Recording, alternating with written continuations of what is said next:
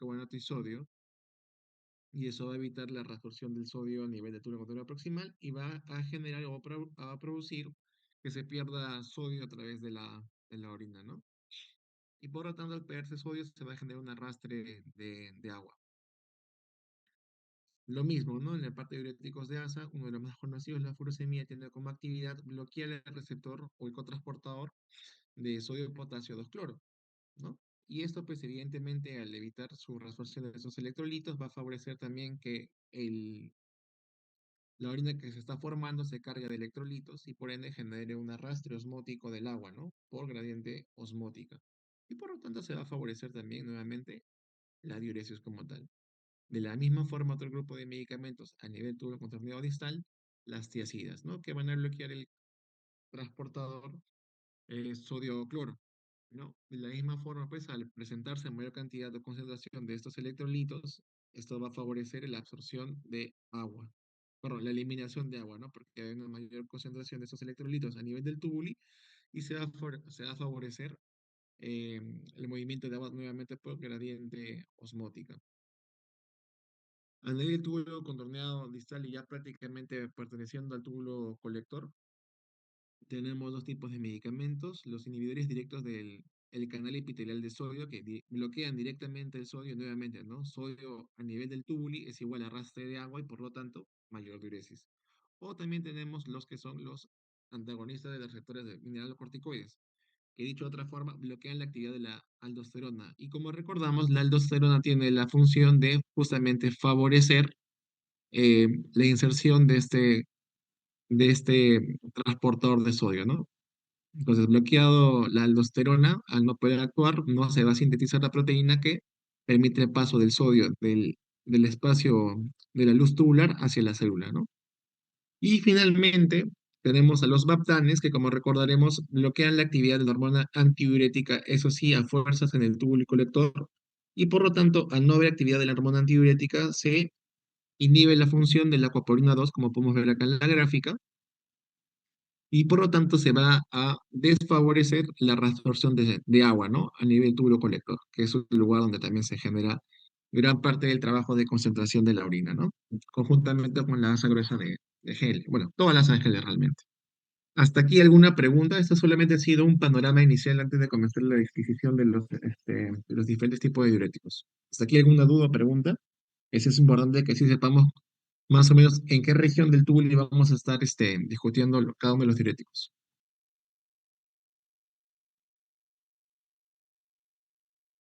Bueno, como no hay preguntas, continuaremos.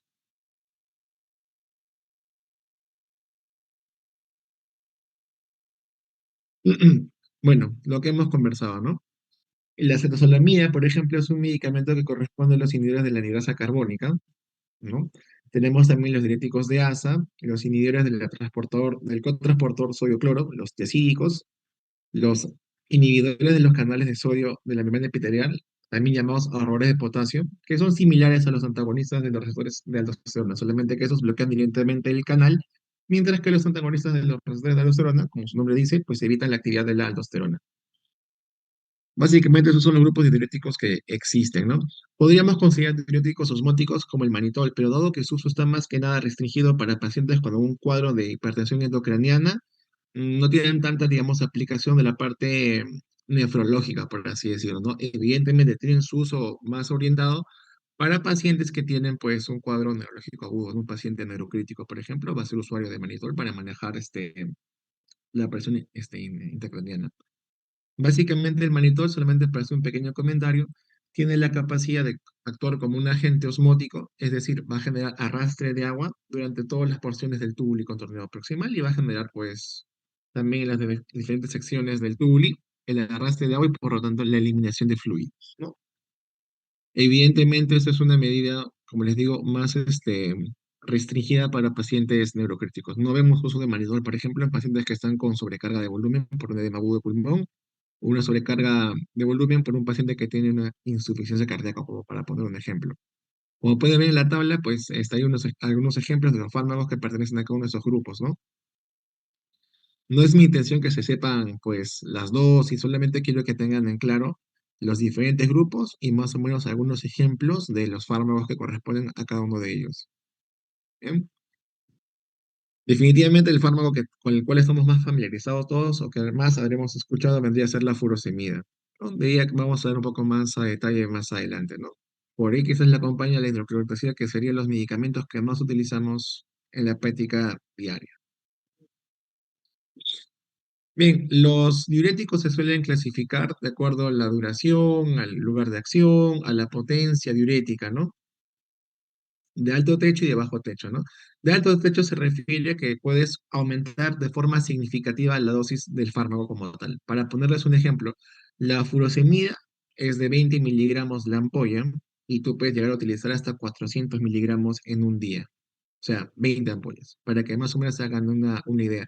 Los que tuvieron práctica conmigo el día martes, tuvimos este paciente que tenía pues edema importante en miembros inferiores, prácticamente en la cerca y se le prescribió, se le sugirió al equipo de emergencia que iniciara una infusión de furosemida, justamente las 20 ampollas, para forzar al máximo la diuresis y el paciente tiene una evolución favorable, ¿no? De bajo techo quiere decir que pues su dosis es realmente restringida y con poca dosis sobre papel debe tener bastante efecto diurético, ¿no?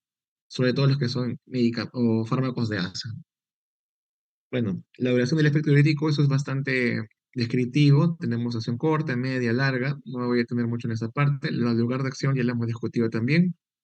La estructura química, no es mi intención que lo sepan, así que lo vamos a dejar pasar con calma, salvo que alguno tenga alguna observación o alguna duda, ¿no? Bien, yo acá les puedo dejar una suerte de mnemotecnia o mensaje para que lo recuerden. Furosemida tiene una mnemotecnia para que nunca se olviden el tiempo de duración de vida media de la furosemida. En inglés, la furosemida se comercializa bajo el nombre de Lasix. Six de 6 horas. Así como el número 6 en inglés, six de 6 horas. Entonces, acuérdense que la furosemida tiene un tiempo de vida media aproximado o de duración de 6 horas. ¿Ya? Eso va a ser bastante útil porque ya van a haber en ciertas prescripciones que puedes tú nuevamente dar una dosis de furosemida para mantener la diuresis del paciente. Y su acción es corta como tal, ¿no? Vamos a conversar un poquito de los diuréticos osmóticos. Generalmente estos son de bajo peso molecular para que puedan ser filtrados pues, por el glomérulo, pobremente reabsorbibles por los túbulos, porque no están diseñados para reabsorber estos compuestos de estas características. El principal ejemplo vendría a ser el manitol. La urea, la glicerida y la exorbida también tienen cierta propiedad osmótica, pero no son de usos rutinarios en la práctica clínica habitual. La urea es utilizada como agente osmótico, eso sí es rutinario, pero está más orientado para pacientes que tienen hiponatremias crónicas. En esos casos sí utilizamos la urea. Ahora, no sé si alguno tenga alguna acotación con la urea. Vamos a ver de alguno de los presentes. Vamos a llamar al azar. Celinda, buen día. Hola Celinda, ¿estás ahí?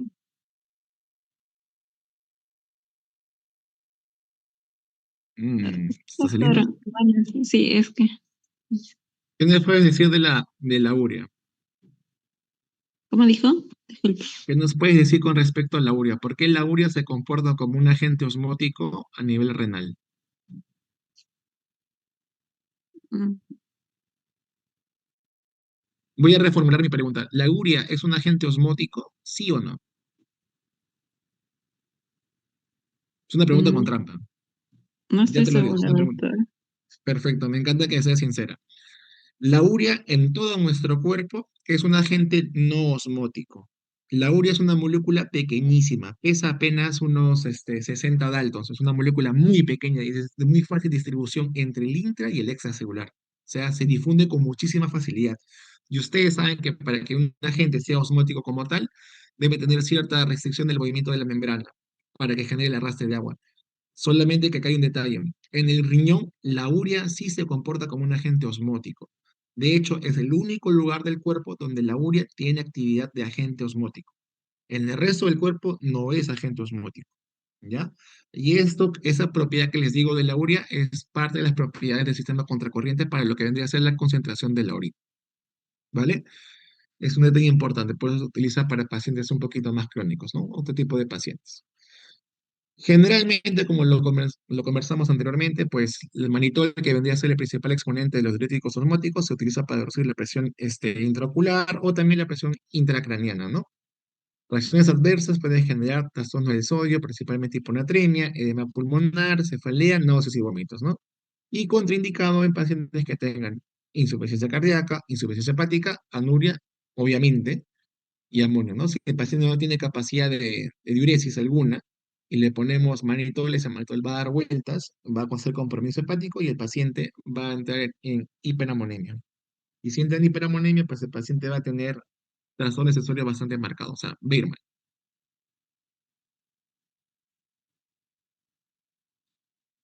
Lo dicho, ¿no? Hay que analizar cada uno de los segmentos donde va a actuar el monitor, pero en sumas cuentas, el monitor va a pasar de largo y va a generar arrastre de agua, tal cual, que es lo que está describiendo esta lámina, ¿no? Va a pasar por todos los segmentos del tubuli sin ningún tipo de reabsorción porque los túbulis no están diseñados para reabsorber manitol y genera el arrastre del agua, ¿no? Como hemos conversado. Bien, ahora vamos a ver un poquito de los diuréticos de ASA. Generalmente los diuréticos de ASA, pues lo conversado anteriormente también en la práctica del día de hoy, tienen propiedades de alterar la fabricación de las prostaglandinas, generando una dilatación venosa, sobre todo útil para cuando manejamos edema agudo de pulmón. Y básicamente lo que habíamos conversado, ¿no? Esta furosemida, que vendría a ser el principal exponente de los diuréticos de ASA, bloquea el transportador sodio-potasio 2 cloro. Entonces, al bloquearse ese transportador, también se va a restringir lo que vendría a ser la gradiente electroquímica que se genera al nosotros introducir esos electrolitos al nivel de la célula epitelial. Como no hay gradiente electroquímica, el ingreso pasivo de electrolitos como calcio y magnesio se ve comprometido.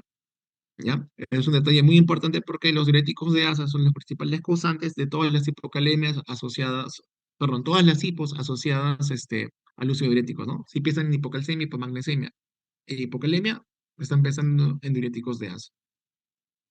Es muy importante su unión a proteínas para funcionamiento. Aquí, como la pueden ver en la lámina, 95% de la furosemida se une a la albúmina. Entonces, requiere un buen nivel de albúmina para el funcionamiento correcto de la furosemida, ¿no? Y acá tenemos pues diferentes tipos de diuréticos de ASA, ¿no? El más conocido, la furosemida, ¿no? Ya hemos hablado un poquito sobre propiedades físico-químicas, farmacocinéticas. Existen otros exponentes. De los más potentes, la torazemida, eso sí es bastante potente, pero no está disponible acá en Perú. Eso está disponible en Estados Unidos, al igual que la bumetanida.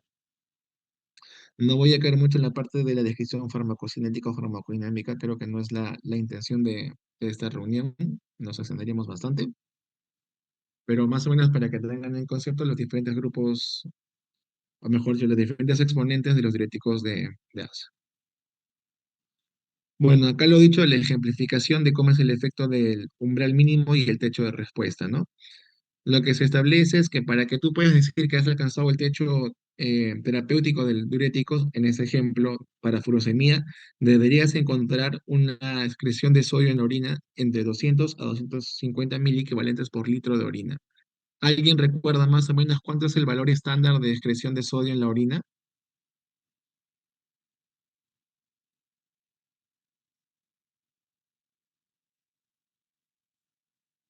A ver, Alison, ¿estás por ahí?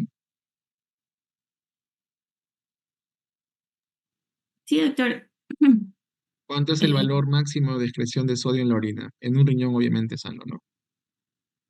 eh,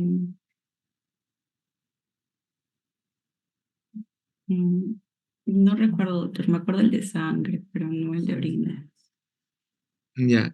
El riñón que está trabajando de forma normal y habitual va entre 20 a 40 mil equivalentes por litro de orina. Eso es lo normal que perderías de sodio. De hecho, tu riñón está diseñado para que no pierdas nada de sodio, porque el sodio es el principal electrolito de nuestra sangre, ¿no? Entonces no deberíamos perderlo.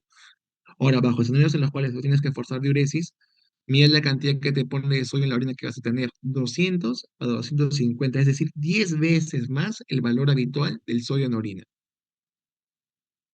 para que vean lo mucho que tú tienes que dar de furosemida para tener la respuesta máxima esperable que vendría a ser ese valor de sodio en la orina.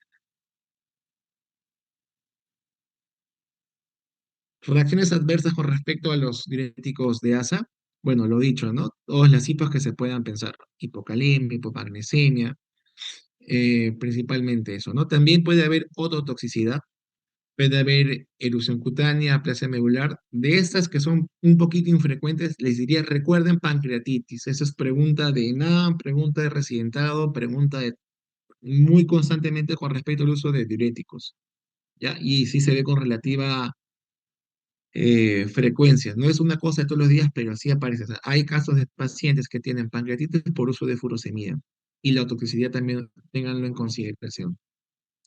Lo utilizamos para pacientes con edema cardíaco, con compromiso de sobrecarga volumen, compromiso hepático, compromiso renal. O sea, básicamente es nuestra principal arma para manejar estados de sobrecarga de volumen, ¿no? También lo podemos utilizar para cuadros de hipercalcemia, de hipernatremia, hiperpotasemia, por lo dicho, no te va a generar todas las hipos que tengas en mente con respecto a los electrolitos, por los mecanismos ya descritos, ¿no? Bien, ahora vamos a hablar de las tiacidas. Las tiacidas, como lo habíamos conversado, también pues, son otro tipo de diuréticos que actúan a nivel del túbulo contorneado distal, van a bloquear el receptor que cotransporta sodio-cloro, ¿no? Y al hacer ese trabajo, pues nuevamente, ¿no? Concentramos más electrolitos en el lumen del tubuli y generamos el arrastre de agua hacia el espacio tubular. Y por lo tanto se favorece la diuresis. Es de potencia baja, eso sí, ténganlo eso en consideración, no es tan potente como la furosemida. Ahora, las tiacidas tienen como quien dice unos detalles importantes a considerar, ¿no? La, Las tiacidas en general están asociadas a trastornos metabólicos, ya tengan eso en consideración. No se recomiendan en pacientes que tienen dislipidemia, sufren de gota, porque generan trastornos metabólicos justamente de esos dos componentes, ¿ya? Detalle interesante de las tiacidas, favorecen la resorción de calcio, ¿ya? Eso ténganlo en consideración también, porque eso es parte del tratamiento para cuadros como, por ejemplo, litiasis renal. Entonces, tiacidas es igual a diurético de menos potencia, generar reabsorción de calcio de la orina a la sangre, principalmente eso, y alteraciones metabólicas en su uso crónico.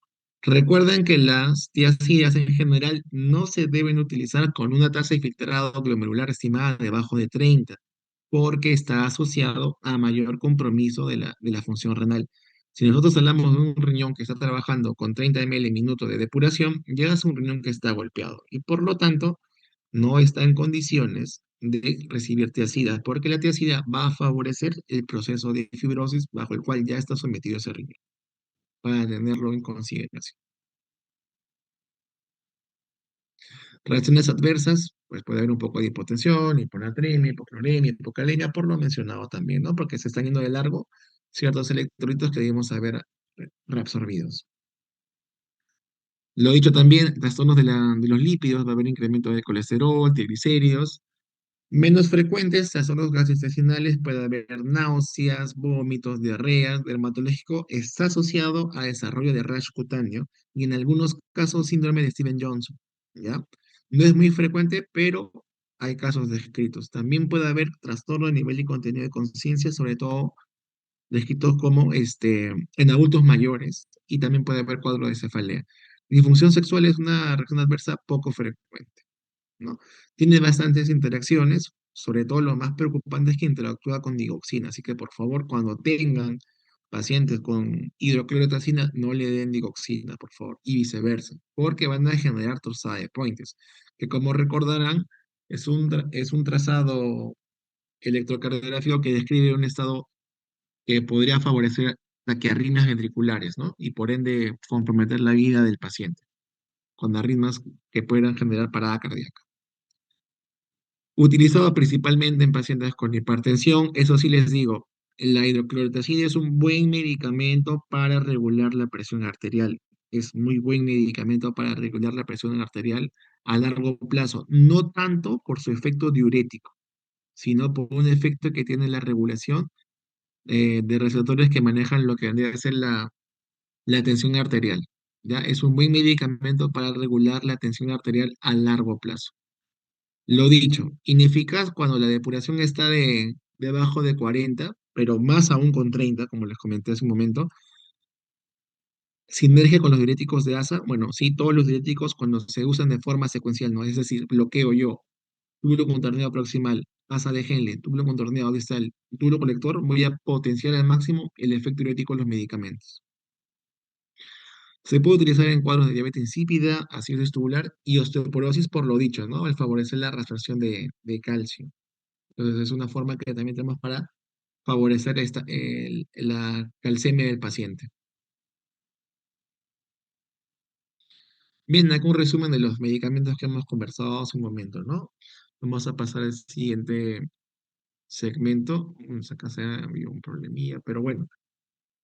Vamos a dejar un ratito de lado los medicamentos que hacen los ahorradores de potasio, lo vamos a ver un poquito más adelante. Básicamente lo que tenemos que considerar es lo siguiente. Todo lo que hemos conversado hasta ahora es bastante útil, es algo teórico, pero en la práctica yo tengo que ponerme a pensar qué cosa debo hacer yo para manejar mi paciente con sobrecarga de volumen, que es el cuadro clínico que más me podría preocupar con respecto al uso de los diuréticos o no. O sea, a mí lo que me importa cuando uso un diurético es manejar la sobrecarga de volumen de mi paciente. Entonces yo tengo que saber si mi paciente está en condiciones de tolerar la terapia de vía oral o tengo que pasar a vía endovenosa. Tengan en cuenta lo siguiente, cuando un paciente está con edema en los miembros inferiores, así como tiene edema en los miembros inferiores, va a tener edema en las asas intestinales. Por lo tanto, los medicamentos que yo quiera administrar de por vía oral no van a ser tan eficientes como los medicamentos que puedo yo administrar de forma endovenosa. ¿Está bien? Generalmente lo que se hace para manejar los pacientes que están con edema es restringir la dieta, especialmente los alimentos ricos en sal, ¿no? Que tengan mucho sodio. Idealmente tener un sodio urinario que sea de bajo 70 miliequivalentes día, ¿ya? Si tenemos, a pesar de eso, resistencia, pues tenemos que pasar a medicación endovenosa, ¿no? Porque evidentemente nuestro paciente no va a ir muy bien. Y lo que les comentaba, si yo tengo pues a disposición toda la función renal, es decir, que tengo, no me limita a una tasa de filtrado glomerular baja, puedo usar todo mi arsenal de diuréticos que hemos conversado, como para bloquear todos los segmentos del túbulo. Bloqueo, túbulo contorneado proximal, bloqueo, asa de Henle, bloqueo, túbulo contorneado distal, y hasta podría bloquear yo el túbulo colector para forzar al máximo posible la diuresis de mi paciente. Ahora, tengan en cuenta que el diurético de asa, que vendría a ser uno de los diuréticos más potentes disponibles, eh, requiere mucho de la albúmina, ¿ya? Y si la albúmina de mi paciente está baja, porque, por ejemplo, estoy enfrentándome a una nasarca de un síndrome nefrótico que, como recordarán, genera pérdida importante de proteínas, mi furosemia no va a actuar bien si no tiene albúmina de la mano. Por eso que seguramente habrán visto más de una vez que combinan albúmina con furosemida para estados en los cuales el paciente tiene una hipoalbuminemia muy severa, ¿ya?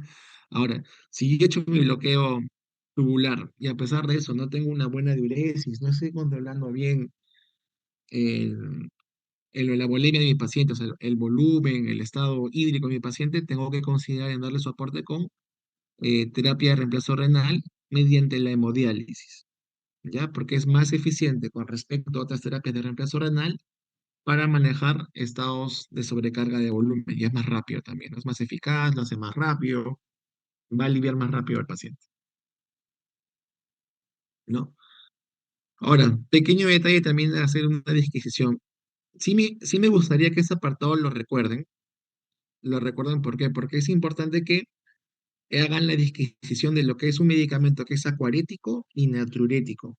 Los dos son una forma también de clasificar los diuréticos. Natriurético, como su nombre lo dice, va a favorecer la pérdida de sodio y de agua.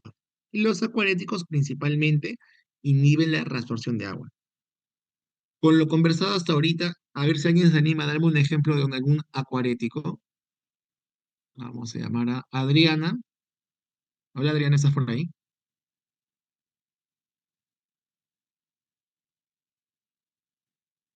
Ajá, Adriana se quedó dormida. O está viendo No, Netflix. está escribiendo por el chat. Lo que pasa es que a Adriana le sacaron la mula de juicio y no puede hablar. Ok.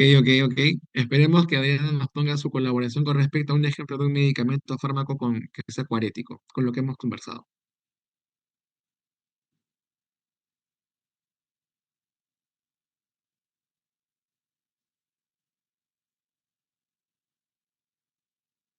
A ver, Adriana. A ver qué dice el chat. Oye, Adriana, pero si le hemos comentado, tienes que estar más atenta. El principal medicamento que tiene actividad acuarética vendría a ser los inhibidores de la hormona antidiurética. Ya, no se olviden, la hormona antidiurética, como su nombre lo dice, tiene la función de ahorrar la diuresis. Entonces, si yo bloqueo su actividad, ¿qué va a pasar? Voy a tener mayor diuresis. Ustedes probablemente conozcan también otro tipo de, vamos a llamarlo, fármaco que también produce bloqueo de la hormona antidiurética. Bastante conocido para los doctores y algunas doctoras, que vendría a ser la cerveza. Ustedes sabrán que la cerveza también tiene, sobre todo, pues, la capacidad de bloquear la hormona antidiurética a nivel del túbulo colector y por lo tanto favorecer la cuaresis como tal, ¿no? El bloqueo de la hormona antidiurética. No es un fármaco que se utilice con tanta frecuencia, tiene usos bastante separados. No se suele usar, como les digo, para pacientes que tengan sobrecarga de volumen como tal, porque tiene bastantes aristas en su uso, ¿no? Puede haber bastantes complicaciones asociadas. Puede haber hipotensión, puede haber trastornos de sodio bastante importantes. Eso lo podemos discutir un poquito más adelante.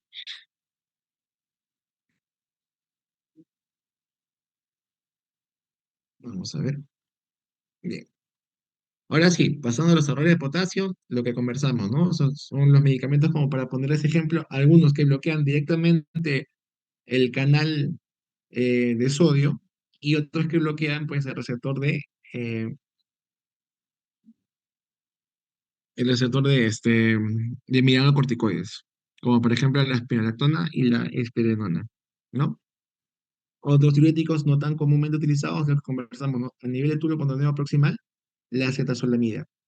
¿Por qué les digo que este último grupo de la no tan utilizado son los de las inhibidores de la anhidrasa carbónica? Porque esos medicamentos, como están recién empezando todo el trayecto del tubuli, su efecto diurético eh, se pierde a lo largo del tubuli. Porque es cierto, ¿no? Van a botar sodio, van a favorecer la salida del agua, pero a través de los diferentes segmentos del tubuli se va a ir regulando eso y al final de cuentas lo que va a hacer el cuerpo es reabsorber el sodio y distribuir el agua que ya se había bloqueado al nivel del túbulo contorneo proximal.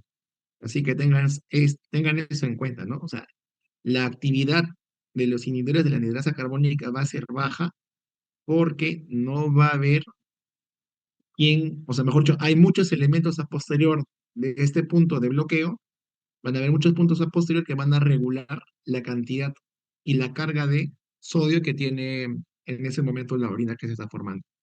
Y lo comentado, ¿no? Dentro de los antagonistas de la hormona antidiurética, que vendrían a ser los diuréticos acuaréticos, los más conocidos realmente son el tolvaptan, que está indicado para casos de SIJA, de hiponatremia refractaria, ¿no? Justamente para favorecer, o mejor dicho, evitar una secreción adecuada de la hormona antidiurética y que se pueda regular el sodio. Problemas del uso de los antagonistas de la hormona antidiurética. Pueden generar hipotensión. Recuerden que la hormona antidiurética, también llamada vasopresina, tiene dos receptores, los B1 y los B2.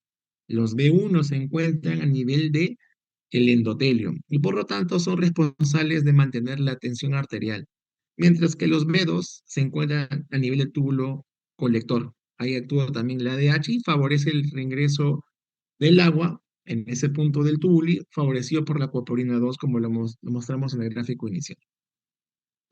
Bien, esto un poco más de lo mismo para que veamos dónde están actuando cada uno de esos fármacos. La acetazolamina a nivel del túbulo contorneado proximal, la spironolactona a nivel del túbulo colector y, bueno, parte del túbulo contorneado distal, y el tolvaptan como el representante más importante de los baptanes a nivel del túbulo colector también, ¿no?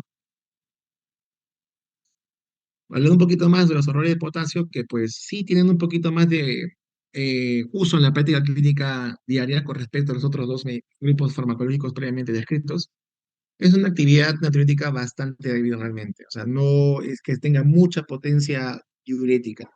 Lo podemos utilizar para pacientes que están con hipocalemia porque justamente tiene esa capacidad de ahorrar el potasio, o lo utilizamos generalmente como medicamento antiproteinúrico. Realmente su uso como diurético como tal es mínimo, salvo pacientes que tengan cirrosis.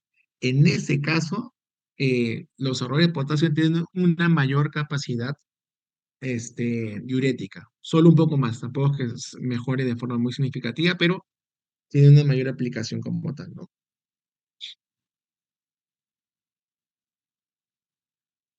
En acá un poco más de lo mismo, son de potencia baja, ¿no? Generalmente se deberían utilizar en conjunto con el resto de fármacos, como por ejemplo los diuréticos de asa, para que tengan mayor potencia, ¿no? Para que se termine de potenciar todo el bloqueo tubular. Y bueno, un poco más de lo mismo que también habíamos conversado, ¿no? Tenemos los medicamentos que bloquean el receptor de mineralocorticoides y por lo tanto no se puede, pues, no se puede producir la aldosterona que favorezca la colocación del canal que favorece el ingreso del sodio, como lo podemos ver acá en el gráfico, mientras que hay otros que actúan directamente bloqueando el canal. Recuerden eso, ¿no? Porque eso sí se les podría preguntar, ¿no? Mecanismos de acción de los errores de potasio. Unos que bloquean, eh, que bloquean la aldosterona y otros que bloquean directamente el canal. Recordando que la aldosterona sintetiza el canal, ¿no? Mismo efecto final, pero pasos diferentes. Bien, acá un poquito más también de lo mismo. No vamos a caer mucho más en detalle de esta parte. Lo que sí nomás para comentar, como vas a bloquear parte, sobre todo los que bloquean la aldosterona, vas a generar alguna desregulación de la parte mineral corticoide. Puede haber efectos adversos como ginecomastia, alteraciones menstruales y disminución de la libido.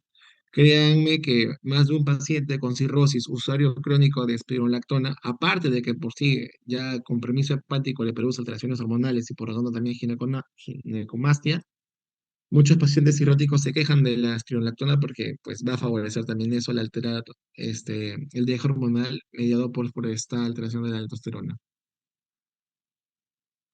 Y lo mismo, ¿no? No vamos a utilizar estos medicamentos ahorradores de potasio en pacientes que no tengan la capacidad de regular su potasio en sangre, como por ejemplo pacientes con tasa de filtrado glomerular principalmente debajo de 30. Nuevamente lo resalto, medicamentos que no debo utilizar con depuración debajo de 30, diuréticos ahorradores de potasio y tiacidas, ¿ya? Por lo ya previamente conversado. Favorecen la acción de los ahorradores de potasio, pues los digitálicos, ¿no? Entonces, mucho cuidado con eso porque puede haber intoxicación digitálica y eso puede condicionar el desarrollo de arritmias, ya lo hemos conversado hace un momento también, torsade pointes, y los AINES también pues disminuyen su poca actividad diurética, ¿no? Mientras que la parte de los efectos adversos, lo de conversado, ¿no? Van a generar hipercalemia, ginecomastia, disfunción eréctil, hiperplasia de próstata también es posible observar en esos pacientes. Las zonas de objetivos no tanto, puede haber megaloblastosis y puede generar o favorecer la formación de cálculos. No es muy frecuente esto último, pero sí se describe. Y en acá un poquito del apartado posológico, más o menos para que tengan ahí a la vista las dosis.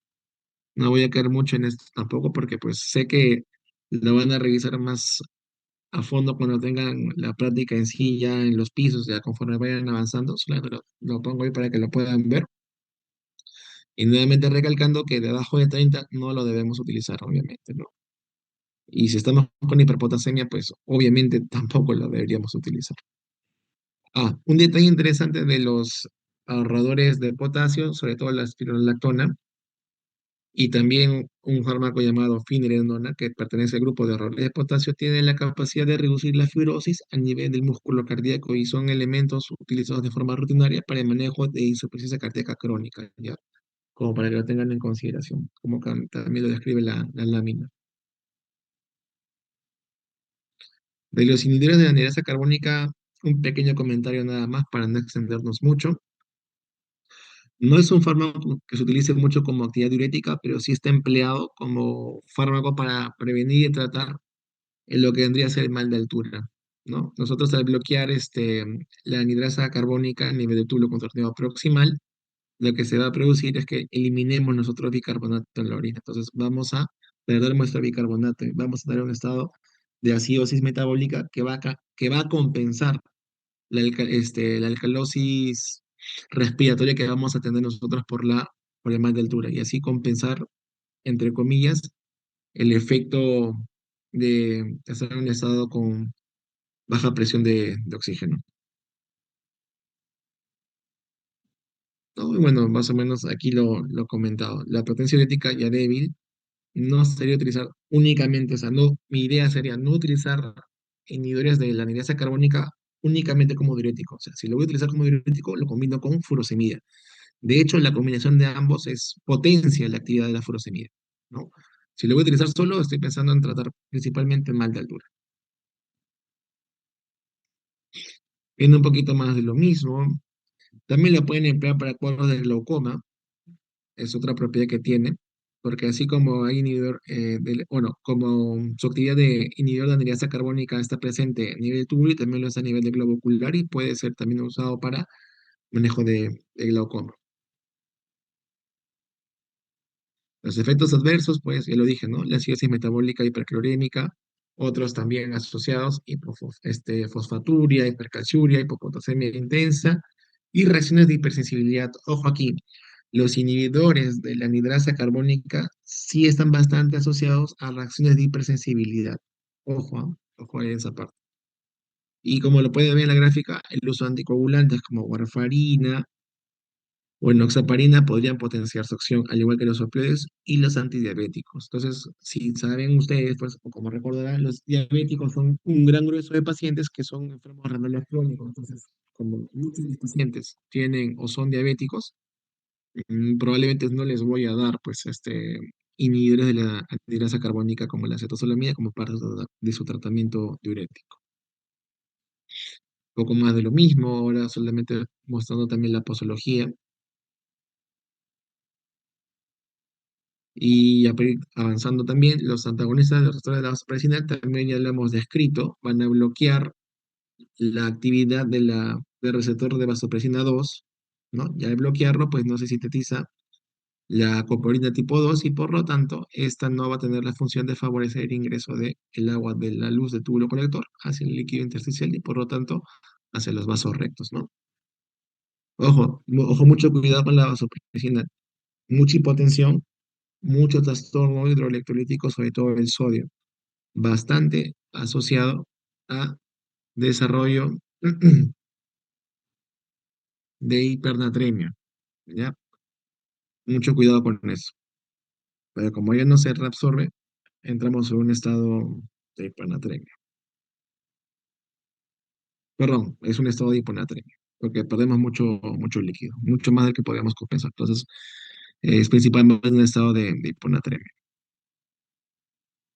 Poco más de lo mismo, no voy a entrar mucho en detalle de esto, ya lo hemos mostrado en las gráficas anteriores. Bueno, también acá un poco más detalle de los receptores B1, B2 y B3, lo conversaba, ¿no? B1, principalmente músculo liso vascular en el endotelio, favorece la vasoconstricción. El B2 en el túbulo conector en la parte renal y también el endotelio como tal.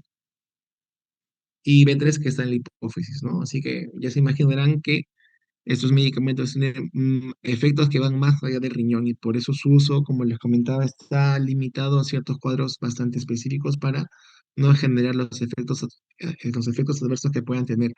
Otro problema con los baptanes como tal es que generan hepatotoxicidad. Así que mucho cuidado cuando tengan pacientes que estén tratando con baptanes. Puede haber un compromiso hepático de por medio. Y lo he dicho, ¿no? Tratar de hiponatremia porque vamos a favorecer la pérdida principalmente de agua, como acuarético que es. Y bueno, también es utilizado en el tratamiento de poliquistosis renal autosómica dominante. De hecho, estos son los dos principales usos que le damos a los baptanes.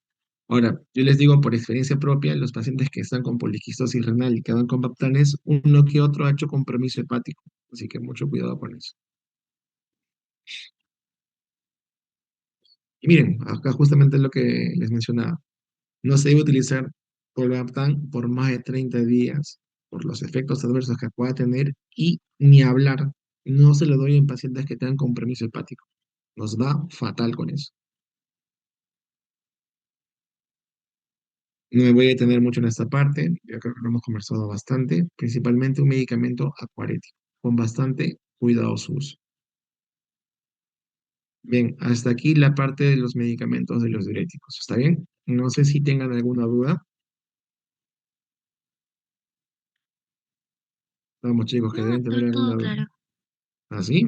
Ah, entonces, si está todo claro, vamos a pasar al caso clínico. ¿Qué se creían? Esto es breve, no se preocupen, porque me interesa que lo puedan aplicar, ¿ya? Porque si no lo aplican, realmente no sirve mucho la charla. A ver, vamos a buscar a alguien para fastidiar. Mm, Frank, ¿estás ahí? Frank Flores. Sí, doctor. Buenas noches. Buenas noches, Frank. ¿Cómo estás? ¿Podrías, por favor, leernos el caso? Eh, ¿Yo cambié de dispositivo porque mi internet está lento? ¿Está en la diapositiva 17 o en qué diapositiva está? No ha cambiado de presentación, no sé si se llega a ver. ¿Todos los Eh, demás lo ven? Creo que es mi internet. Porque yo No, estoy... está en No, doctor, se ven sigue ahorradores de en potasio. ahorradores de potasio. Chispas, a ver. Vamos a ver, dejar de compartir. Así, Doctor, compartir. debe compartir toda su pantalla.